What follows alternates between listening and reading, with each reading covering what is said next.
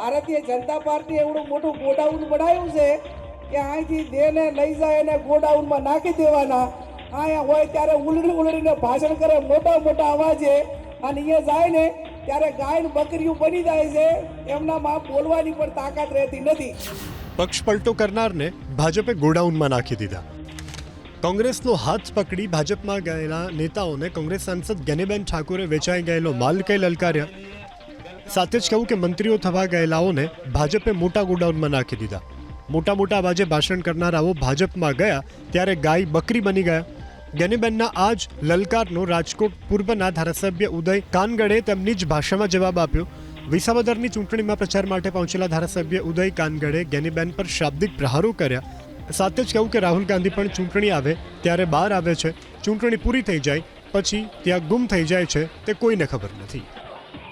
ગેનીબેન જ્યારે સાંસદ તરીકે જીતા ત્યારે ને જે પોતે વિધાનસભામાંથી જે ચૂંટણી લડેલા વાવમાંથી એમાં પણ એ હારેલા. એટલે કોંગ્રેસ પોતે એના રાહુલ ગાંધી પણ એક ગોડાઉનમાં પડ્યા છે.